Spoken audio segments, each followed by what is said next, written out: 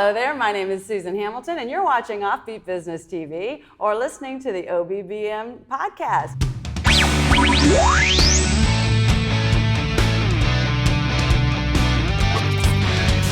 You're listening to the OffBeat Business Show, rebuilding American business influence locally, nationally, and abroad, bringing you experienced insight for a strong, influential brand and successful life in business. Here's your host, Susan Hamilton. Hey, I'm excited to have you here today, and we understand who we're talking to, local family business. That's right, 80% of American micro to small business tend to be family-owned businesses of 9 employees or less. Our goal is to get you information that you can use today. We hope you pull something out of this interview and get excited about what's going on in your business, because good things are happening, Jeff Beckley. Absolutely. Nice to see you here today. Nice to see you too, Susan. So today we're talking with Jeff Beckley, who has had some really interesting experience with the Plano, Texas Chamber. Absolutely, yes. And as a CPA, you're coming in with a great understanding of what's gone on in recent legislation and what the been a business busy time, hasn't yeah. it? Yeah, I absolutely. noticed you've got a video on your website that you just had a recent interview. Tell me when that was taken. So we did an interview back when the Tax Cuts and Jobs Act was passed last December with NBC5 here in DFW, and we talked about the Tax Cuts and Jobs Act, some of the early indicators of what was changed and how that's going to affect individual and small business family business owners. Yeah, it's interesting, isn't it? I mean, there's so much, but you've got an insight that a lot of people don't because of your position with the Plano Chamber over the last year. Yeah, so the last year I've been the Plano Chamber Board Chair. The Plano Chamber was nominated and elected the Chamber of the Year for 2018 for North America. So it's Fabulous. been a good time there. And being the chair of the Plano Chamber, I've been exposed to a lot of the public policy discussions here, especially as it affects business owners here, particularly in the state of Texas, also at a local level and at a federal level. But yeah, it's been a great experience. So. I've been listening to the Texas Policy Foundation. What are you listening to when your ears to the ground on policy? So I do a lot of reading on Texas Tribune is a real good source, Dallas Morning News. I'm more of the traditional sources, but it's kind of those interviews. I try to keep it middle of the road politically, so I kind of understand a good balance of the issues. So that's wise. It keeps your eyes open, doesn't it? That's right. Wall Street Journal on a federal level has been a good source too. So yeah, that's where I get my news and information. So this is a great time for people to start looking at what expansion looks like with their business. It's time to start thinking maybe a little bit differently about employment and business growth. So what are some of the key takeaways that you're thinking, hey, I wonder if the business segment understands their position right now? So one of the biggest things that I'm seeing in the Tax Cuts and Jobs Act, top headline that we've seen in the news is tax rates have been cut for corporate owners. Large businesses got a nice permanent tax break if you have a C corporation. Family business owners also got a nice tax break. There's actually Code Section 199A. It's called the Qualified Business Income Deduction. And in my experience, a lot of family businesses are relatively unaware of the tax opportunity, tax savings opportunity there. But if your business earns pass-through income through a Schedule C, you can actually take a 20% deduction that wasn't available to you at the end of 2017, and that's effective for at least the next 8 years, depending on what Congress decides to do. But right now we're high-fiving each other, that's right? That's right. Right now we're going, yeah, baby. That's right. While we can, yeah. So Jeff, you were talking about some of the clients that you love. You have really worked for a long time in this community with doctors and attorneys, and you're noticing that a lot of them, they're small family businesses. Oh, absolutely. Right? Absolutely. So they're recognized. What are some of the things that your market is what's changing there when it comes to what they need to understand about a CPA? So a couple of things, and our client base is fairly reflective of the community on the whole. A lot of our business owners might be more mature and thinking about selling their business. Others are coming in, maybe they started their business 3, 4, 5 years ago and they're now pivoting to a point where they're having to hire staff and have more expansion. Obviously, with the tax code changes, tax law changes, and the rates being lowered, the expansion opportunities have been more attractive. If you earn more money, you're not necessarily going to pay exorbitant taxes as a result of that. If you're thinking about selling your business, you might have more tax efficient rates with that. So those are some good opportunities. And then there's also some opportunities around retirement savings. So a lot of our business owners may have saved in a SEP IRA or have some traditional IRA plan that they've established over years.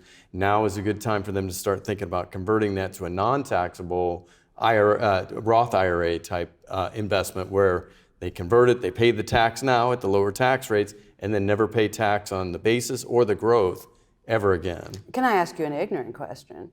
Wasn't that advice that we were getting before? Get that stuff into a Roth right away? So, yes, but the disadvantage was if you did it and your income was over $400,000, you were paying 39.6%. If you're in a state that has state income tax, that could be 45, 50%. It's not very attractive to convert your retirement money and then have to write a 50% check to the government agencies for doing that. I mean, it's your money. You didn't want to have to do that. But what makes it more attractive today is that we have tax rates lowered. The Tax Cuts and Jobs Act is not permanent in most respects for all the individual elements. Anyway, the individual elements are set to sunset in an 8-year period. So while we have this window of opportunity, now would be a good time to convert because we don't know what tax rates are going to be tomorrow. I think we all feel, as we look at how the government's paying for programs, tax rates are going to go up. So let's take advantage of it now with the certainty or fairly high level of certainty that the tax rates are going to go up. Let's convert now, pay a lower rate, and then never have to worry about the tax bill again. Last year, it wouldn't have been as attractive because you didn't have that same kind of temporary lower rate that would later increase to a higher rate. So it's a huge opportunity for folks. Oh man, I love your insight. Thank you so much for sharing that. Glad that's to do cool. When we're talking about expansion, there's the real estate expansion, but I'm kind of curious if there's any incentive for the equipment necessary to do some of those professional services that you mentioned. I mean, if you're a dentist office, that's not cheap stuff, right? I mean, are there incentives for that today? Yeah, so what the Tax Cuts and Jobs Act did in a couple of different ways, they actually kind of liberalized some of the improvements that you make to some real estate. But the biggest issue was that equipment, most fixed assets, computers, furniture, big heavy equipment, vehicles, have an increased depreciation allowance. In some cases, you can write off the full amount of the asset in year one without having to make what was Section 179 election in years past and then have income limitations around that. So if you go out and buy equipment now, you get to write it off in the year. It doesn't matter necessarily whether it's financed. You can write the full piece of equipment off in year one. So it's more of a cash basis approach where you buy a piece of equipment now, you write it off now, and you get the tax benefit now. So I am digging that. Let me tell you, that makes so much sense. Would you say that's simpler? Oh gosh, it's a lot simpler. It's a lot simpler. Now, I'm not going to suggest that the Tax Cuts and Jobs Act puts accountants out of business. No, I'm sure you're not. But at the same time, at the rate it changes, keeping up with that stuff can get really, really crazy and really hairy for the local family business. Jiminy crickets. You can really chase your tail trying to stay on top of it. And largely when we're looking at this market, we see some of the struggles that they're having. We always describe that 80% of American micro to small business that tend to be family-owned businesses. Well, what are they dealing with? They probably are living close to their school. They probably think they're can be a bigger player in the community, right? But there's all of these things that if things aren't going the way they need to in that community, we've got a 30% dropout rate. We've got addiction rates out there. Those things keep you busy trying to deal with them when they come into your family. So we can't mess around. You can't not touch that. You can't be so busy in your business that you can't have your heart in your family and deal with the stuff of your family so you can enjoy that successful life you're talking about. Geez, let's get ready for retirement. But man, what good is all that retirement if you lost all of this? That's exactly right. Right? Yeah. So having those professionals in the right place, that's everything. Yeah, and I've seen folks that do their own taxes, and if you have a fairly simple situation, you can still standard deduction, I get a W-2, I can do an H&R block or do a TurboTax type tax return. Sure. Can you have a self-prepared tax return? Yes. If you own a business and you're doing your own tax return, something is going to get misplaced. Either the taxes are not right or you're not tending to some other part of your business. It's not the job for the small business owner or the family business owner to really be doing their own taxes. They need to hire a professional, and they'd be surprised that it doesn't cost as much as they think it would, but it's worth every penny of it. So tell me how networking has played a role in the growth of your influence in the community to help people understand this, because it sounds like you're very passionate about it and you get it. You've cared enough to keep your ear to the ground, right? You want to know, but you can't operate in a vacuum. Even though you've got a good-sized team. How many people are working with you? Yeah, we've got 8 folks in our office. Yeah. We have a couple of CPAs, and then we have staff accountants as well. But yeah, we absolutely have to share the message with the community. If all we did was sit in a corner office and have paper slid under the door during tax season and turn off the light at 8 o'clock during tax season and never share this information with folks beyond our immediate clients, a lot of folks wouldn't get this information. So to me, it's very important that everyone know what opportunities are available to them. It shouldn't be the select few that get the tax advantages or know about the tax law changes.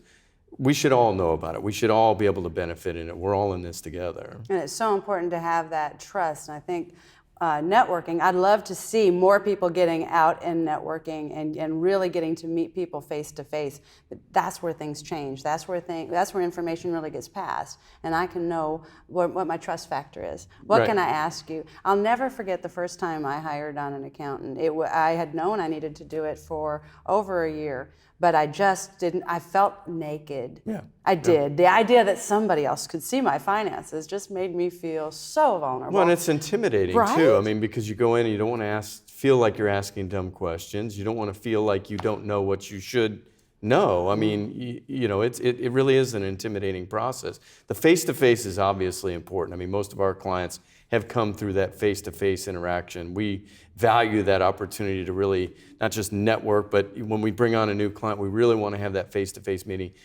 And so we recognize too, time is, we're very limited on time. How do we kind of interact with our clients in a way that's kind of more progressive? We do a lot of Skype meetings, Zoom meetings, where it is that face-to-face, because there's a comfort level that's my favorite, in hearing your client ask you the question and seeing their reaction to your response. We absolutely believe in that face-to-face interaction, even if it's not within our office. So we try to take advantage of that. Oh, Jeff, I'm loving that. Friends, are you enjoying this? We're going to hear from a few of our sponsors, and when we come back, you're going to hear more from Jeff Beckley, and we're going to understand this space just a little bit better. You're watching OffBeat Business TV. 22 veterans every day take their own lives. They commit suicide. A couple years ago, I talked 4 people off the cliff with guns in their hands because they're looking for hope, they're looking for trust, they're looking for respect, they're looking for somebody that cares. Blue Dragon International Consultants, we care. Go to bdic.net to find a conference near you.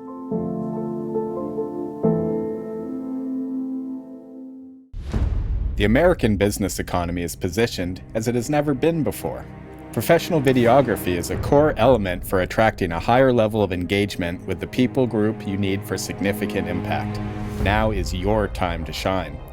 My name is Bill Brock, owner of White Rock Films, and I invite you to a powerful opportunity in the marketplace, an opportunity to draw excited people to your events, an opportunity to showcase your ideas on infrastructure, an opportunity to become known as the industry authority and enjoy the associated benefits of a strong, influential brand. Video highlights, video teaches. Video puts a resistant market at ease, and video stirs the hearts and imaginations of your allies and strategic client base. White Rock Films offers full audio, video production for businesses ready to embrace the future. handling your project with professionalism, experience, and polish unheard of in the industry. My name is Bill Brock, and White Rock Films wants your business. See us online at whiterockfilms.com. Hi, I'm the Yes Lady with Charla A, powered by Zeal Wellness. Zeal is my nutrition beverage of choice. It is 14,000 milligrams of superfood nutrition in a powdered formula that you can just shake it and take it out the door, grab and go, have energy, vitality, reduce your stress, some incredible health benefits. It's incredibly cost effective, and it is going to change your life. I'd love for you to join me. Go to charla.zealforlife.com, charla.zealforlife.com.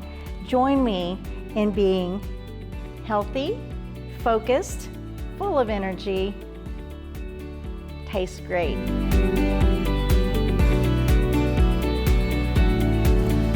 Zeal for Life.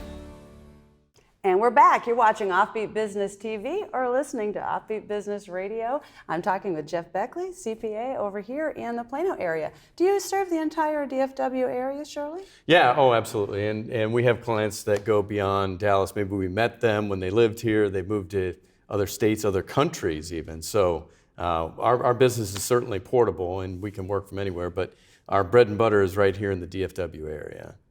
Fabulous, fabulous. And we were talking a little bit earlier about the networking. Are there any other groups that you're seeing are up and coming? And one in particular I want to know your opinion on, because our Dallas area has got the hottest bed of networkers around the blockchain. Is any of that coming near your ears? Are you hearing about that at all? I'm just vaguely. I mean, so you could educate me on that. No, I'm just wondering what you got. Are you kidding? I'm asking everybody, not just Jeff, because it's an interesting space, right? And it's going to have some tax implications. There's going to be some things around that are changing very quickly. Right. And wow, so are you paying attention to some of the things going on with blockchain? Absolutely. I can tell you, I mean, my time has been preoccupied with more of the tax law changes, but obviously we're trying to keep our finger on the pulse of kind of new ways of doing business going forward. Oh, it's no small task. So it's just a lot to cover. Yeah. No doubt about it. We've got a wonderful area here and a lot of people with a great attitude about word of mouth. Yeah. Don't they? They love that. But sometimes what that means, especially when it comes to money, is misinformation, because that word of mouth may not be to the actual professional that they need to be talking to. Right. And sometimes just between peers in the business world, they may have a misconception that has blown up and really impacted their business. I'm curious if you're seeing anything in particular. Is there any misunderstanding that we have out there? Every day. Yeah. Every day. I'll have clients come in and ask questions about, especially around the tax law changes, but I mean, even things that have happened over the years. I'll get questions about, how much if I sell my home, how much of that gain do I have to claim as income, and do I have to buy a new house within 2 years? Well, a lot of those rule changes changed years ago. Oh, wow. But I'm having a lot of questions around the Tax Cuts Act. I get a lot of questions about property taxes, about sales taxes. So much of this is changing, but oftentimes we'll get the information either a friend of mine or a colleague of mine told me that this is the way they do it. Should I be doing it? Or I read this on the internet. Two big killers right there of misinformation, two big creators of misinformation right there. And so really kind of having that face-to-face conversation, hearing what they're hearing, usually there's an element of truth to it, but at the end of the day, there's something, that's out of alignment with reality. It needs a little clarification, that needs right? clarification, absolutely. Oh my goodness, that's easy to do. It's so easy to take a wrong turn. It's funny because if you're going to New York, it's not a straight shot. Right. It's this. That's and so we better be paying close attention to the things that are happening in our space. Well, and the worst thing about that is when people make the assumption that they know best or that the information that they're getting is accurate, and they go off and make a decision, then they come and they say, oh, by the way, I did this because I got this information off the internet, or this is how I thought it was supposed to work, and we have to kind of unravel that correct them, and it can be a rather costly mistake to find out about that after the fact, as opposed to them picking up the phone and calling us or sending us an email saying, hey, before I do this, I want to make sure I'm on solid footing. Ooh, that's good exactly approach. what we do. So is to try to help folks kind of avoid those kinds of mistakes. We're a resource for our clients. Yeah, there's no way they will unless they know you. That's right. There's no That's way. right. They're That's just right. going to be, I'm guilty of it. Yeah. I think we all are, right? Yeah. I mean, if we all make assumptions, yeah. And sometimes, they're most of the time they're not, costly. But when it comes to your money, you call your financial advisor, call your attorney, call your insurance agent, call your CPA. They'll either confirm what you believe, hopefully, or if they don't, at least they'll set you in the right direction so you don't make that costly mistake. You were talking about getting that company ready for the next steps. We want that exit strategy if we're really thinking about it, but a lot of times in the local family business sector, we're thinking, how can I pass this down? That still requires an exit strategy. Oh gosh, yeah. That still requires you knowing where to remove yourself and how to look at the rest.